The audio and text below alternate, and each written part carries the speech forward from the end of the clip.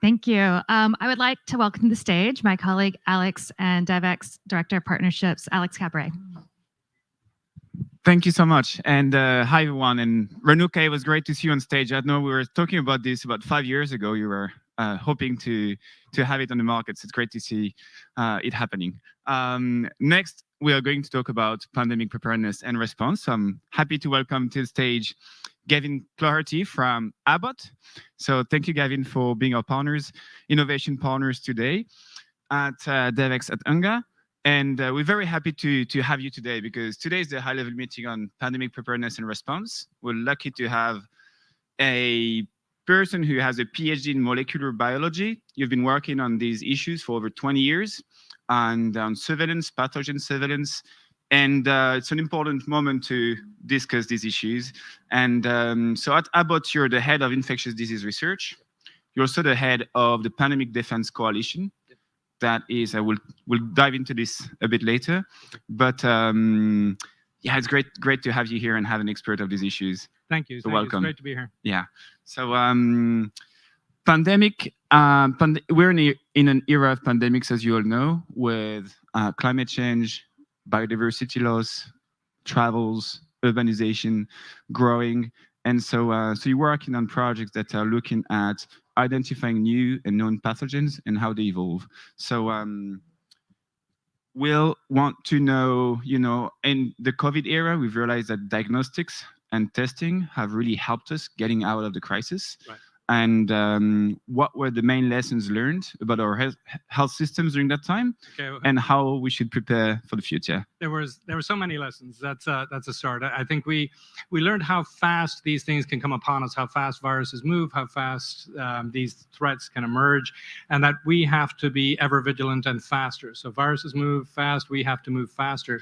We also learned how important collaboration, partnership, really is in staying one step ahead. Also, the importance of public-private partnerships, that all stakeholders have had to come together and pull in the same direction for us to get out of that situation. And this is something I think we need to remain cognizant of and vigilant of, is that we need to stay connected, stay collaborating moving forward. The importance, as you rightly pointed, of diagnostics, I think people might forget how important diagnostics are, but they're the first tool you put in a physician's hands when an emerging threat is coming, like when a pandemic starts to happen. It's also the backbone of a resilient healthcare system in terms of dealing with every kind of illness. It's the first thing often that a physician will do is try and diagnose what's making somebody sick. It's also can be a flag.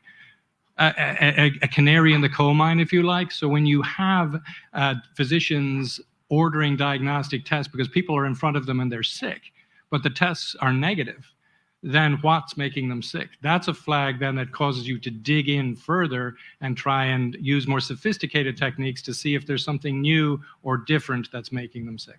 Okay, so what inspired the launch of the coalition? And it's been a program that lasted before the launch of the coalition 3 years ago. Yep. The coalition operates in 5 continents. Right. And you have over 20 organizations that are a member of it, including public health organizations. So what inspired the launch of it? I guess it was COVID. Well, I think that's a really good question. So the Abbott Pandemic Defense Coalition is in 20 partner sites in 17 countries on 5 continents. I think Abbott realized, the unique place or the unique role that that industry and diagnostics can play in preventing the next pandemic. It's actually built on the foundation of a 30-year program that's been ongoing, that started in HIV, looking at how known viruses and pathogens are evolving and changing over time. This is critically important to make sure that diagnostic tests work, therapeutics work, and everything else. So we've HIV, hepatitis, and others. And we were in a position through our virus discovery program to really have an impact early and quick in COVID.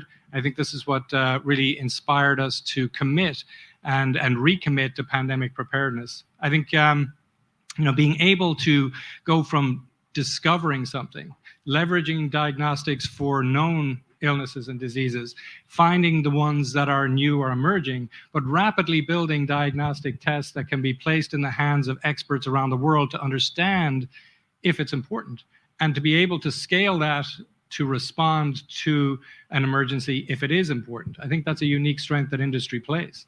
In collaboration with our partners who are in the public health space or academia, everybody brings something different to the table. Public health are the eyes, ears, the boots on the ground. Industry brings innovation and technology, and also the capacity to actually act on what we find. Right. So exactly. So how do you then partner with these organizations to integrate diagnostics at all levels of the health systems?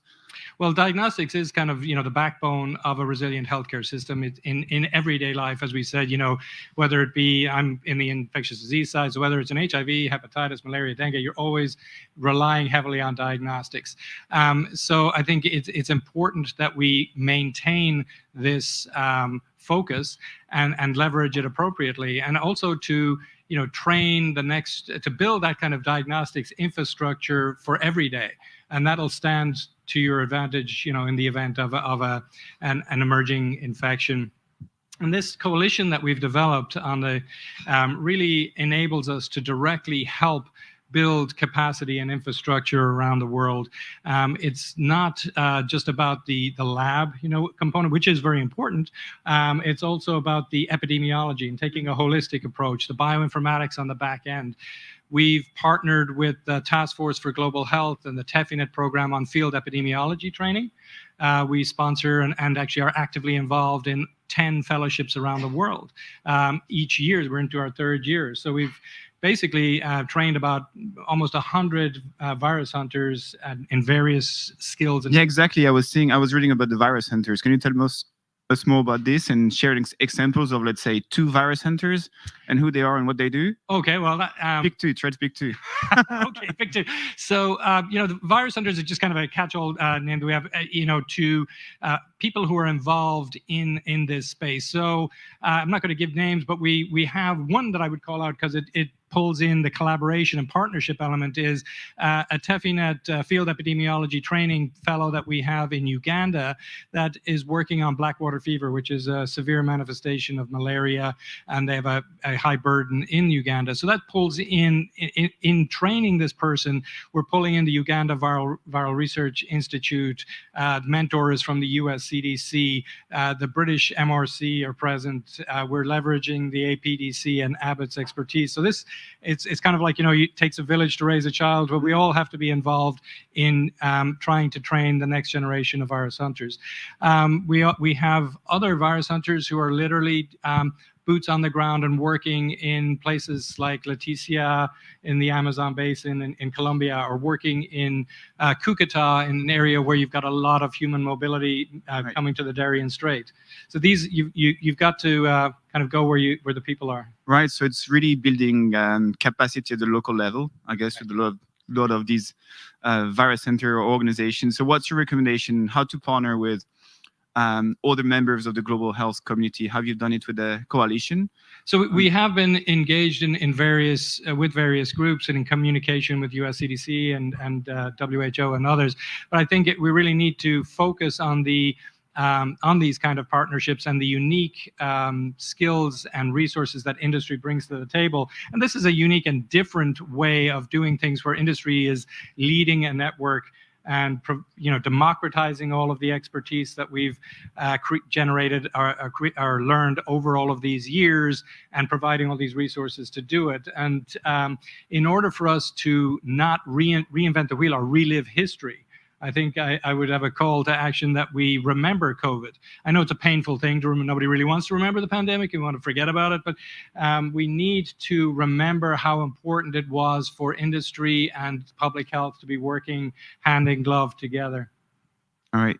So what's your call to action? I mean, the high-level meeting is happening today. What are you hoping to see coming out of it in terms not only commitments but action? I would hope to see a recommitment to vigilance, a recommitment to building infrastructure and capacity, to training the next generation of virus hunters. I'm not that old, but I'm getting old, so we need the next generation to kind of follow us, and we need to integrate industry in a way that makes sense in programs like the Abbott Pandemic Defense Coalition, to work with WHO in some capacity, and US CDC.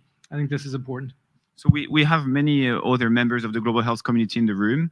How can they partner with the coalition or with you or just with the broader ecosystem in general? Well, I think, just reach out to me.